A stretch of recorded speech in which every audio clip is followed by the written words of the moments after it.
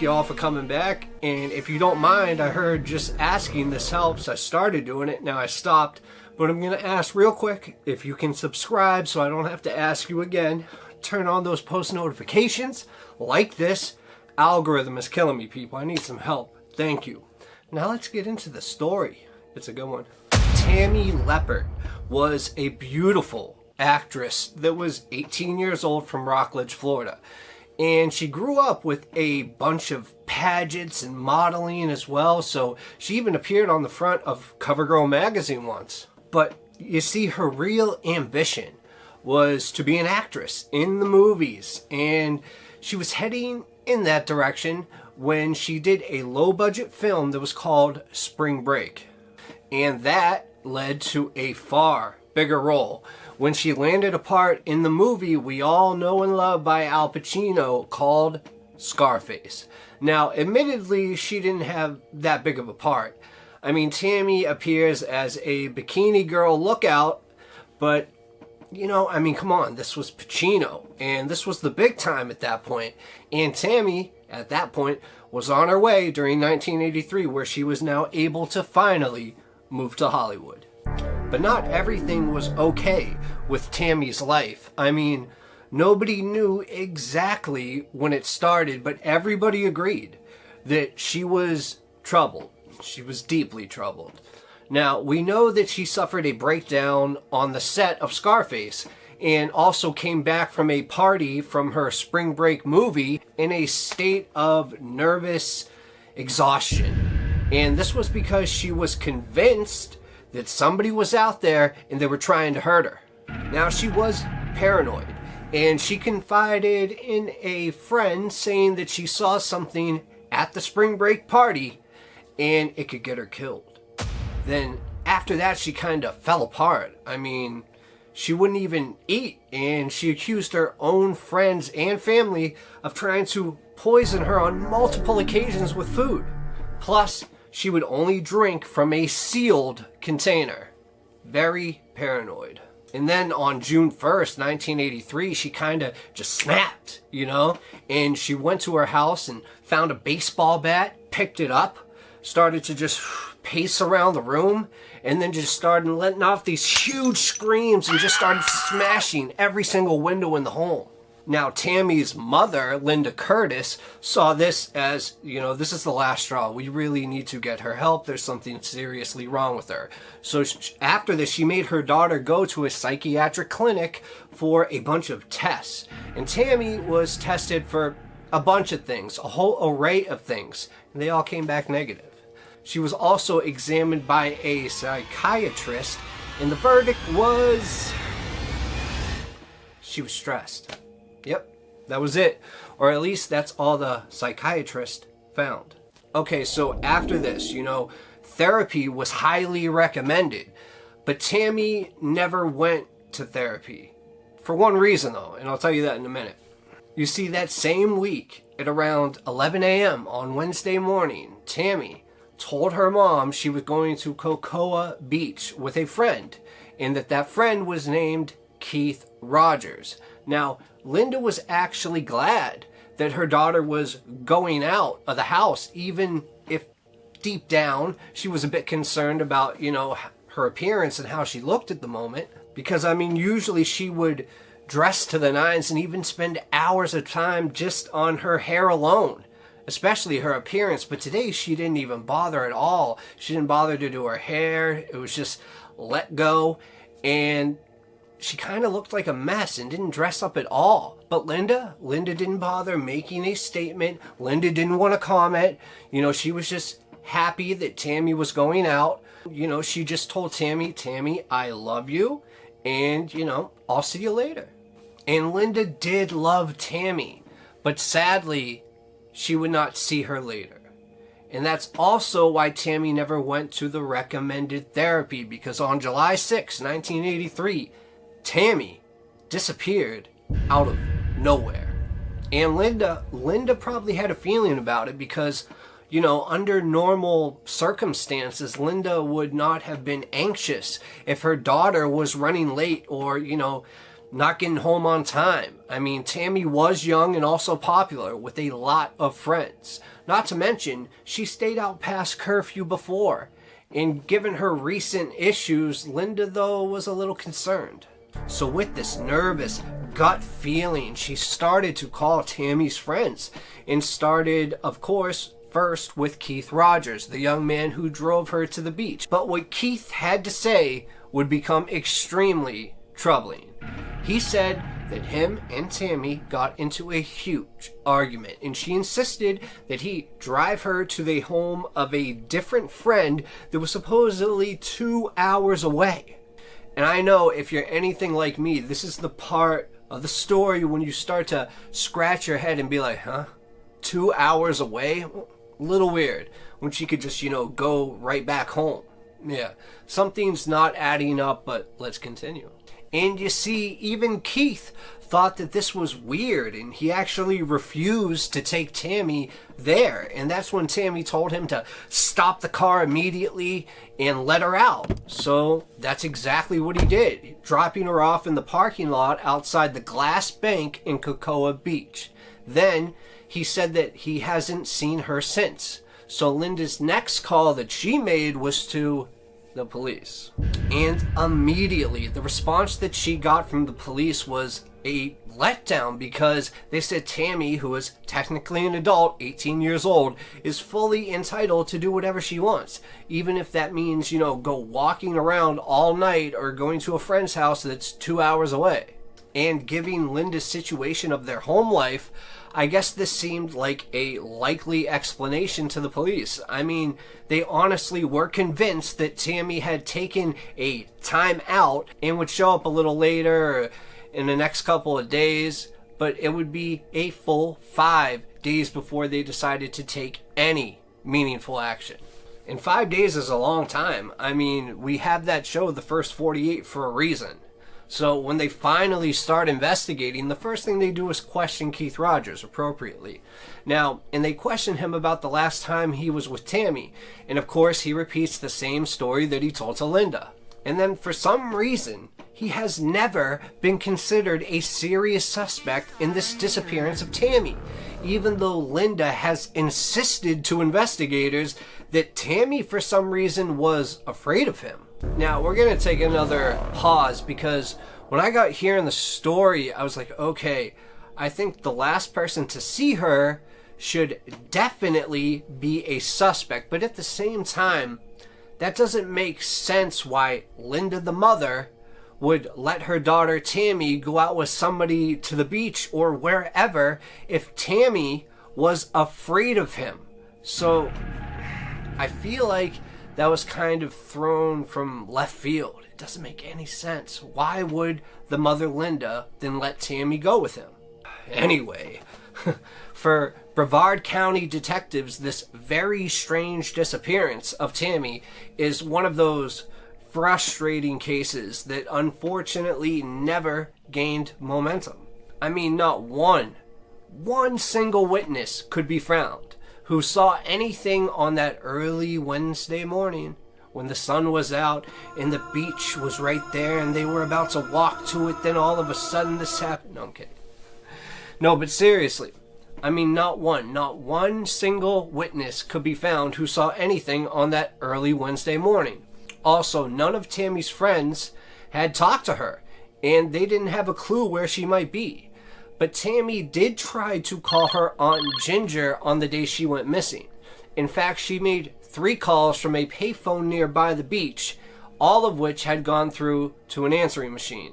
Because she also tried calling a friend named Ron Abellis, and he too did not take her call. And then right after that, Tammy vanishes. And more than 4 decades later, her disappearance remains more mysterious than ever. But this story isn't over yet. I mean, what happened to Tammy? Did she disappear on her own volition, or was she taken against her own will? And to be honest, the first of those two can almost be dismissed, because a woman like Tammy, with her ambition and making it huge and wanting to go to Hollywood, was never the type to go out of the limelight and just disappear into obscurity. and whatever issues that she may have been going through, Tammy for sure still wanted to be a Hollywood star. And it is difficult to imagine that she would give all that up, all of her hard work, especially right after she got her big break. I mean, this tells me that it's almost certainly the case that Tammy was forcibly abducted. Or she could have been lured into a place or a van or something like that, because she did have extreme paranoia. But people that have extreme paranoia are usually on guard about the simplest of things, especially if it was to come from a stranger or someone she didn't know. So I would bet to guess that she was taken by somebody that knew her with force. And then we can go back to that spring break movie party. I mean, that's where Tammy's mental issues stem from. And she even confided in a friend. Remember how she said that she saw something at the party that could get her killed? I mean, what could she have witnessed that was so horrible of a crime that could get her killed? Was it a murder? Well, her mother, Linda, was convinced that it actually had something to do with the drug trade or money laundering. I'm not sure how she came to this conclusion, but I do assume that she has been in the depths of this way more than me and has done way more research on her daughter, so I am just going to take her word on this. And Linda was so convinced that Tammy was murdered to prevent her from talking about what she accidentally saw, and Linda claimed that her daughter filed a report with the police, even though they insist there is no such report on file. Now this is getting interesting. Now, there's a real possibility that Tammy was actually killed in some drug-related hit. But if we're going to figure out who this is, things are about to get very, very tricky, because if it wasn't a hit, then that means it could have been random violence. And Tammy was very attractive, and she was a woman who would definitely turn heads, and maybe on that day she attracted the wrong kind of attention. Maybe she was taken by a predator that seemed keen on her that night when they saw her. Now wait, I only mention this theory because at that exact same time when Tammy disappeared, two of Florida's most notorious serial killers were actually kind of in connection to this case. Now, the first of these was Christopher Wilder, the so-called beauty queen killer.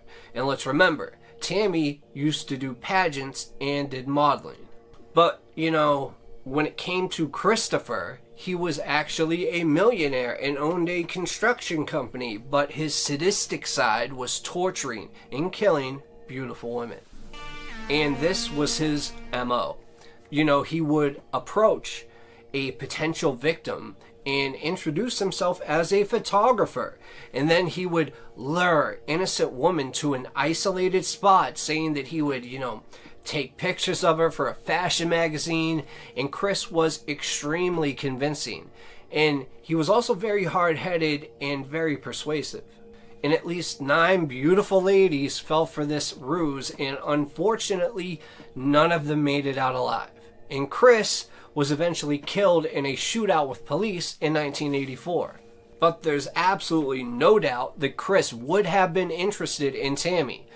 The real question is, would she have been interested in him? Because Chris's victims were typically naive young women who just wanted the prospect of a modeling career. But Tammy already had a career and is unlikely to have been interested in some unknown photographer. And the police say that they did investigate Christopher Wilder as a possible suspect, but eventually ruled him out. Now, the other psychopath at that time that lived in Florida, who is also sometimes mentioned along with this case, is John Brennan Crutchley. Now, this man is very disturbed, and he was obsessed with blood. I mean, he even once kidnapped a woman, tied her to a table, drained off half of her blood, which he then drank. And although he is suspected in as many as 30 deaths, he actually was never convicted of murder. Instead, he received a life sentence for kidnapping and sexual assault. Now, John typically targeted hitchhikers, so it was possible that he did pick Tammy up on the road. However, there was no evidence that has been found, at least to this day, to link him to Tammy's disappearance, so we're back at square one. But mind you, these were just two prolific serial killers. There were some serious psychos on the loose in that area during this time. And this doesn't account for every other psycho that wasn't caught and your average criminal. Don't forget about them. You got to remember that predators are all around us. And think about poor Tammy, who was so paranoid about having to go face to face with any harm, sadly ended up probably getting exactly what she did not want. Now, somebody probably took and possibly killed Tammy. I hope for some reason that she ran away, just because I like to think that she is still alive. And who knows, maybe she had a reason for disappearing. But if I was an investigating man like I am, and a betting man like I am, I would have never ruled out Keith as a suspect.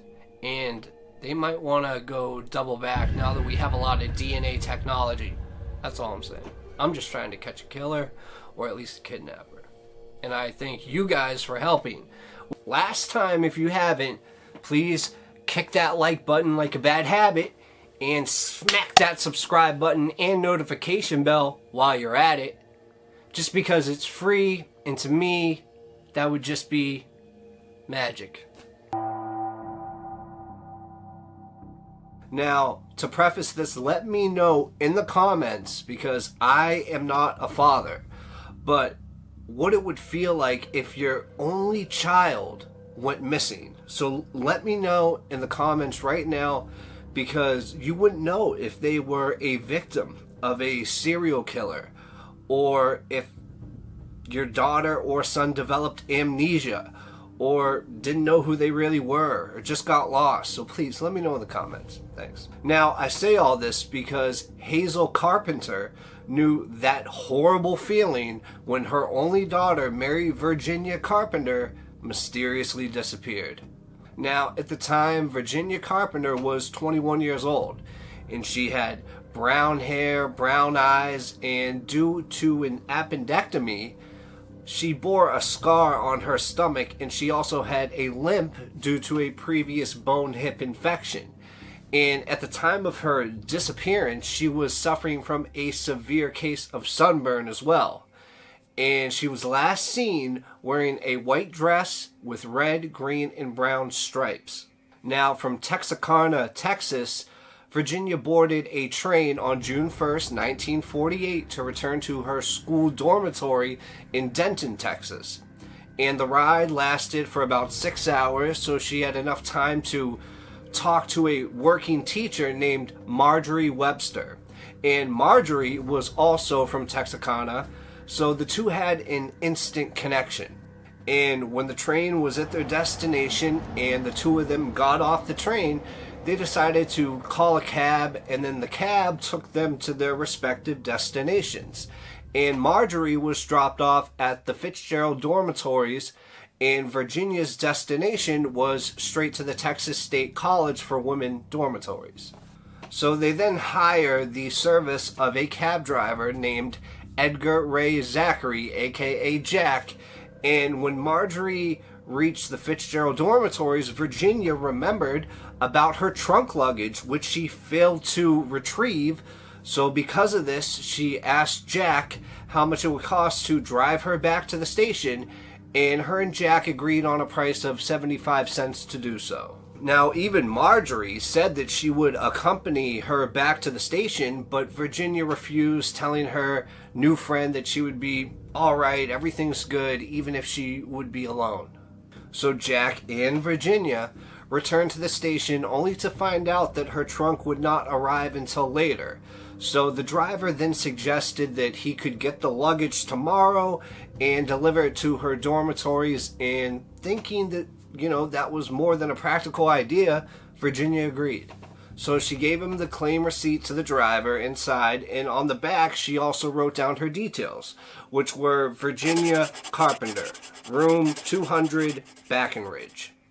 And then in the end, she gave Jack a $1 tip as an extra thank you. Now, when they arrived at the dorm, Jack claimed that there was a yellow or cream colored convertible out front. And the color was not clear because it was dark and the moon wasn't shining bright that light. Plus the street lights were off due to repairs in that area. And standing by the car were two men. One of them was shorter and the other one was a bit heavier.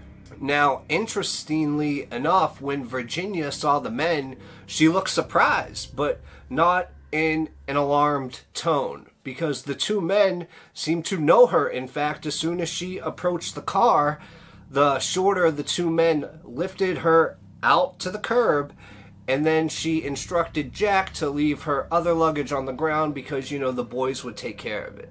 So, after fulfilling these instructions, Jack left, leaving behind Virginia with the two unidentified men. Now, Virginia never checked into her dorm, and after this point was never seen again. Now, the next day, Jack took Virginia's trunk to the front lawn as he was instructed to do so. 2 days after that, it was still unclaimed. So it was taken to the office, and on day 3 of Virginia's disappearance, her boyfriend, Kenny Branham, called her mother Hazel because he could not get a hold of her. So Hazel, at this point the mother, became obviously frantic and called the school just to learn that Virginia never checked in. And she didn't even enroll for that summer term at all. So Hazel then called her daughter's friends and their other relatives, but they all have heard nothing. And on June 5th, just after midnight, Hazel filed a missing persons report. So that's when the police said that they would start investigating the case first thing in the morning. And that, you know, Hazel should go and get a good night's sleep first, before all this. But at this point, Hazel became even more agitated. So she went to Denton herself to personally look for her daughter, like any good mother would do. Now, all avenues of searching were employed, including helicopters, motorboats, people that were on foot, like search parties and trackers, and hunters from lakes to abandoned wells. Almost all corners were inspected. But resolving this mystery was still a very tough task. So we got Virginia's disappearance now. And at this point, days and days are going by without one solid clue. And according to her previous boyfriends, the girl was easily infatuated, so it was possible that she took off with a new love interest, but her family, especially her mother, refused to believe any such notion. I mean, Virginia was a loving daughter, and she had great plans. In fact, she enrolled in the school for a summer term so she could pursue a science degree as a laboratory technician. And her boyfriend Kenny was investigated and was even subjected to a lie detector test, but he passed, and nothing more could link him, at least, to the case. Now, the driver Jack also became a hot subject of scrutiny, and according to reports, he had records of abusiveness, but aside from that, no one and nothing could connect him with Virginia's case alone. And his wife also stated that he was already home by 10 p.m., just less than an hour after he dropped Virginia off to her dormitory. Now, the time frame was so short that it would be very, very hard for him to commit the perfect crime in that amount of time. Plus, Jack also took a polygraph or lie detector test, and on both times he passed with flying colors. But the weird thing was, in 1958, Jack's wife changed her statement, and she said that Jack actually was really not home until about 2 or 3 a.m. in the morning on June 2nd. Now, despite this, Jack was never charged with anything due to a lack of evidence, and he became a suspect forever up to the day of his death in 1987. Now, others said that her disappearance could be because of the Texarkana killings, okay? So, 2 years before Virginia disappeared, 5 people were murdered, and it was suspected that the same person did this. Plus, the killer was never identified. Thus, he became known as the Phantom Killer. Now get this. Out of the 5 people murdered by the Phantom Killer, Virginia personally knew 3 of them. Now, could this mean that Virginia really did know 3 of them? Or could this possibly mean that Virginia was actually the Phantom Killer herself? Now, of course, that is a far stretch, and the odds are she was a victim, but I like to keep an open mind. Now, as we weave and dive through the course of the case, many sightings were reported, but none gave any solid clues. I mean, there was even one gas station attendant reporting seeing Virginia together with 2 boys and another girl, and she said that they were in a yellow convertible with an Arkansas license plate. After that, there was Mrs. James, who was a ticket agent in a bus station in DeQueen, Arkansas, and she reported seeing Virginia, and she said that she saw a woman who resembled Virginia together with a man who was about 25 to 26 years old. And she said that the woman, Virginia, appeared to be very nervous and that she asked for available hotels in that area. And when the police showed her 2 pictures, she actually did point at Virginia's photo. However, after some time, she said that she was no longer 100% sure if it was really Virginia Carpenter. Then there was another reported by this woman named Gladys, who mentioned in a letter that they had seen a well-educated girl hitchhiking, and the girl resembled Virginia Carpenter. And Gladys said that the hitchhiker actually said her name was Virginia and that she ran away. But however, these claims have never been substantiated or verified. Now lastly, you have Hazel, the mother, on the other hand, who was a beloved mother of Virginia and believed that her daughter was a victim of amnesia, perhaps. Perhaps she was alive somewhere and she just didn't know how or where to return to. And more than 6 decades later, the hope of ever finding out the truth behind her disappearance is starting to slim down to none. So, I mean, Virginia didn't even tell her mother that she was actually not going to boarding school that summer. So did Virginia run away? Did she? And did she do it for, a possible boyfriend? A new boyfriend maybe, a love interest? And, was she really seen with those 2 guys and another girl? Or did the Phantom Killer somehow get a hold of her? Maybe it was one of the guys she was with that she didn't even know was the Phantom Killer, and sadly, that's how she perished. Was it that, or is there a slim possibility, since she knew 3 out of the 5 victims that the Phantom Killer killed, that she herself was the Phantom Killer?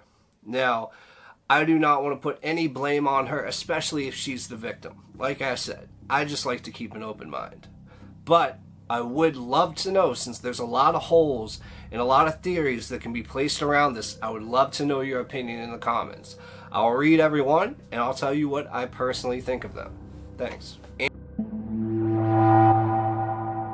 On May 31st, 1995, a very attractive young woman arrived at the reception desk of the Luxury Plaza Hotel in Oslo, Norway.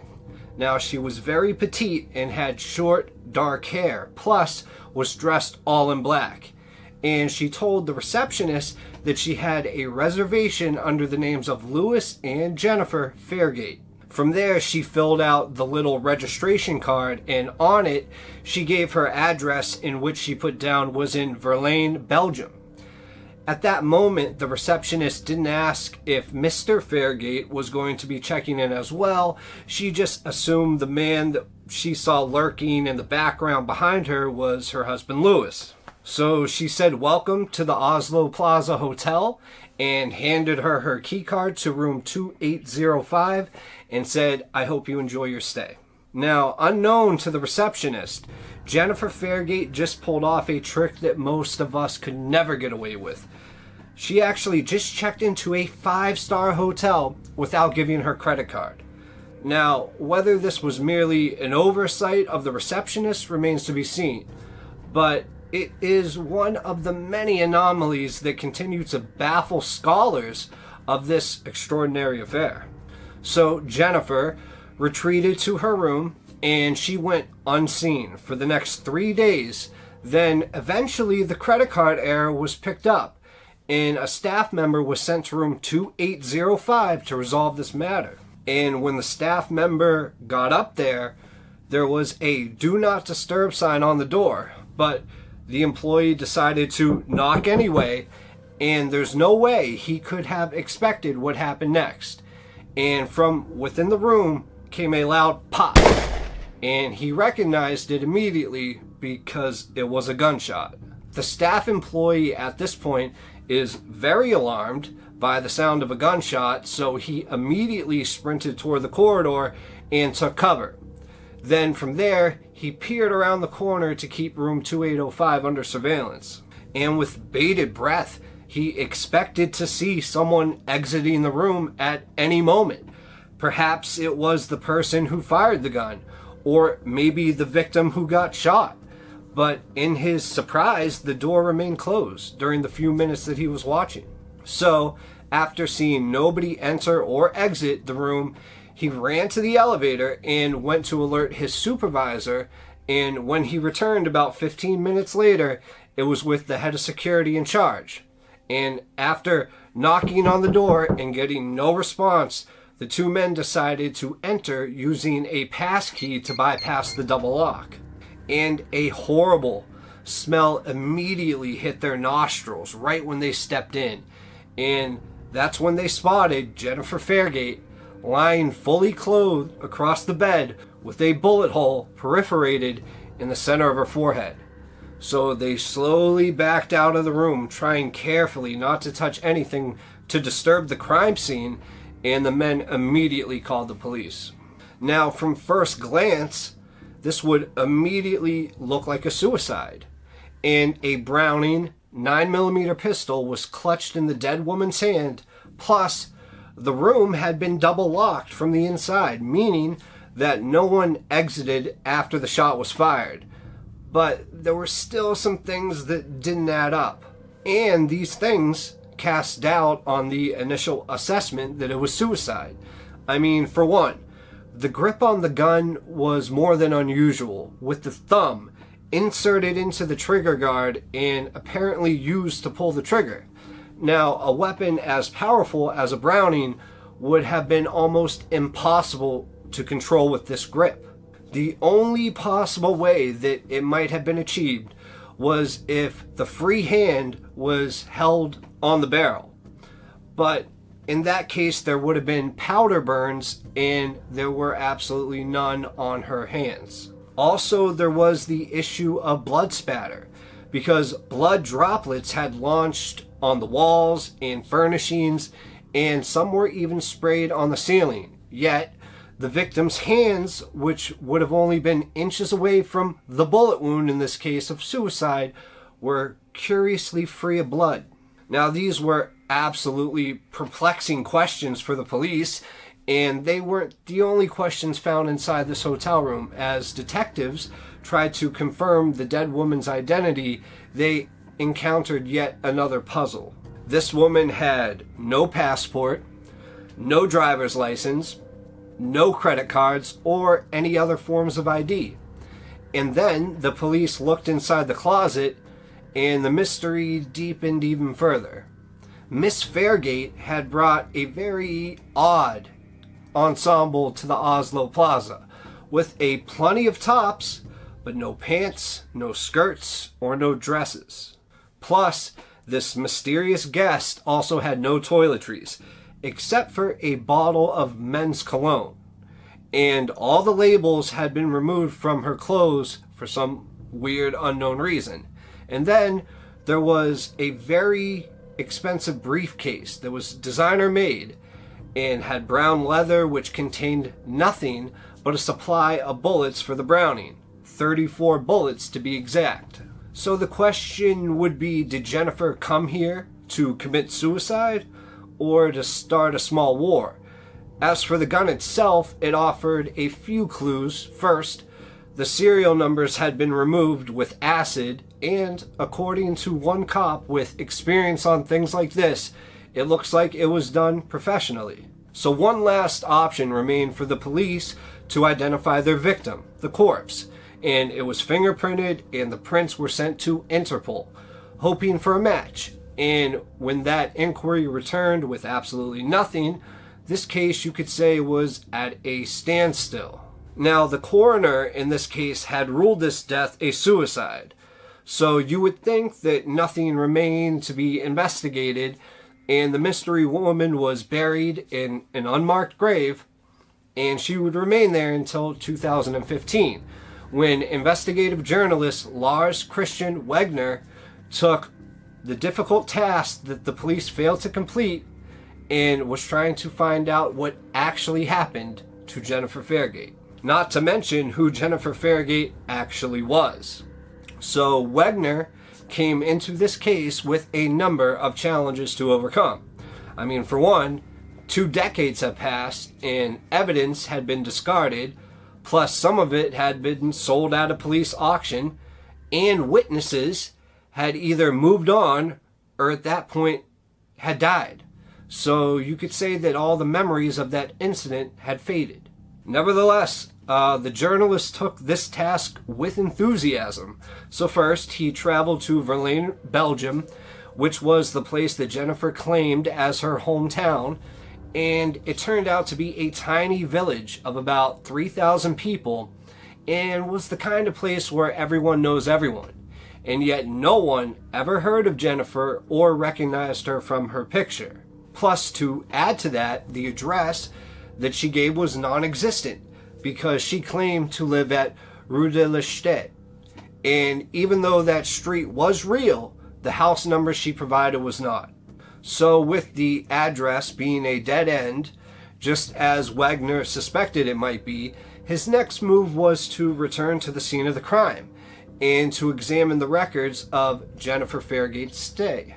Now here is where a new mystery would emerge, because until now, the narrative described her as a deeply depressed young woman who checked into a luxury hotel with the main intention of ending her life. And after remaining in her room for 3 days, she'd eventually find enough courage to do it. So she pulled the trigger just as hotel security was about to enter. The records, though, told a different story, because Jennifer had not remained in her room. In fact, her key card had been used several times, and on one occasion, she had been away from the hotel for about 20 hours. So, where was she, or what was she doing that whole time? I mean, did she visit somebody in Oslo? And if so, who? And why didn't that person come forward when the story was all over the newspapers and when the police were appealing for any information?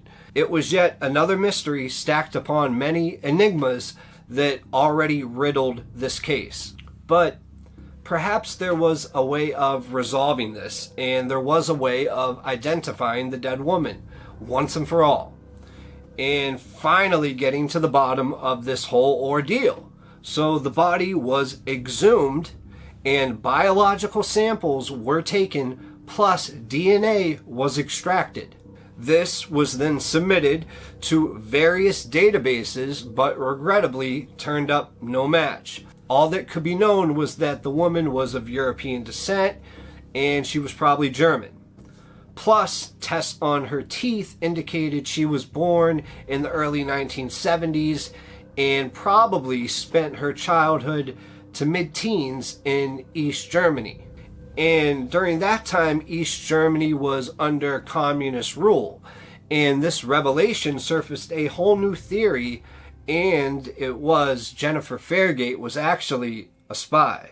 The idea definitely deserves some mulling over, and it would certainly resolve some of the questions surrounding the case, like Why had Fairgate checked into the Oslo Plaza under such secrecy?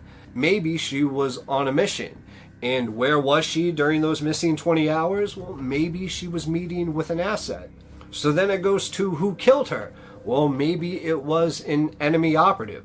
Plus, there was also evidence in this case which espionage experts would recognize as quote-unquote tradecraft. For one, the removed clothing labels and the professional way in which the serial number on the gun was removed. Now, I mean, this is an exhilarating theory, and it ties off many of the loose ends. However, it's possibly wrong, because espionage operations rely on secrecy, and secrecy relies on cover. So an operative in the field needs to blend in, attracting no undue attention. Credentials, therefore, have to appear legitimate. Passports, credit cards, residence, family history, all of these need to check out if held under intense scrutiny. And this clearly was not the case with Miss Fairgate. And no intelligence agency would send an operative into the field with such an easily falsifiable backstory, especially with no credentials. To do so would put the mission at risk. So, the million-dollar question is, who was Jennifer Fairgate? Was she a possible drug mule? Possibly a high-class hooker? Or a hired assassin? Possibly she was a fugitive from the mob. And all of these ideas have been suggested, yet none of them really holds up. So perhaps the simple answer is the correct one. After all, perhaps she was just a depressed young woman who checked into a glamorous hotel to see some beautiful sights before she took her own life. But there are problems with this theory as well. Just like how we went over the blood spatter, the absence of powder burns, the grip on the gun. So to be honest, when it comes to this case, your guess is as good as mine. So what happened in room 2805 remains a mystery. Maybe one day we will find out who Jennifer Fairgate really was. And maybe one day we will find out, when classified documents become unclassified, that she actually was a spy. Or maybe DNA in the future will provide more insight into what actually happened. Either that, or we'll never know it all. So please, if you enjoyed this, take a moment to subscribe and give this video a thumbs up. And share this video with everyone that you know. It's the most important part. Thank you for watching, and I'll see you next time.